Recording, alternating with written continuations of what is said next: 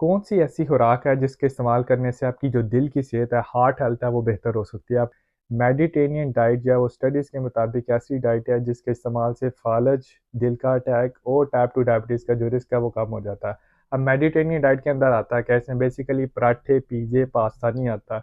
इसके अंदर आता है फलों और सब्जियों यानी फ्रूट्स एंड वेजिटेबल्स का इस्तेमाल ज़्यादा से ज़्यादा, क्योंकि फ्रूट्स एंड वेजिटेबल्स के अंदर फाइबर प्रेज़ेंट होता है। फाइबर जो है बेसिकली आपके कोलेस्ट्रॉल को भी कम करता है, आपके हाज़मे के निज़ाम को भी बेहतर करता है और इसके अलावा कॉन्स्टिपेशन यानी कब्ज़ से भी बचाता है।